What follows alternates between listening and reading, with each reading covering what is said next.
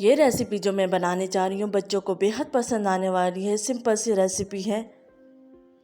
बिस्मिल्लाहिर्रहमानिर्रहीम, अस्सलाम वालेकुम। आज मैं आपके साथ एक और ज़बरदस्त सी रेसिपी शेयर करने जा रही हूँ जिसका नाम है चीज़ी पास्ता स्टिक। बहुत मज़ेदार बनती है और बच्चों को आप लंच बॉक्स में भी बना के दे सकते हैं। बच्चे बेहद इस रेसिपी को पसंद करते हैं। चलिए हम रेसिपी को स्टार्ट करते हैं।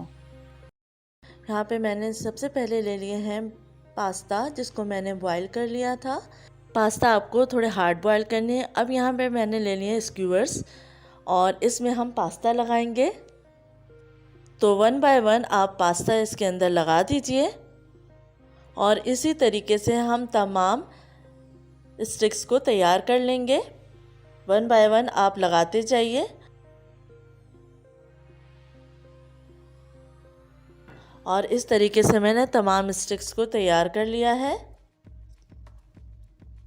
अब हम लेंगे एक बेकिंग डिश और उस डिश के ऊपर मैंने चढ़ा दिया एल्युमिनियम फॉइल और इसके ऊपर मैंने तमाम स्टिक्स को रख दिया है जिसमें हमने पास्ता लगाए थे। अब मैं इसके ऊपर अप्लाई करूँगी पिज़्ज़ा सॉस।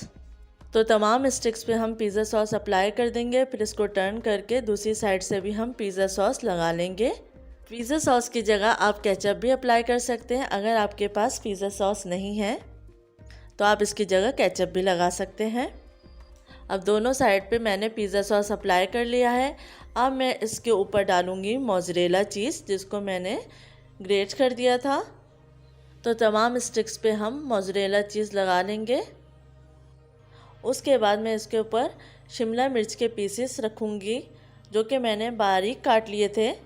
तो तमाम स्टिक के ऊपर आप शिमला मिर्च के पीस रख दें। चाहें तो आप कोई और वेजिटेबल भी ऐड कर सकते हैं, प्याज या टमाटर वगैरह। और इसके ऊपर मैंने फिर उबले हुए मकई के दाने रख दिए हैं। अब मैंने इसके ऊपर ऑलिव्स रख दिए हैं। अब हम इसको करेंगे बेक।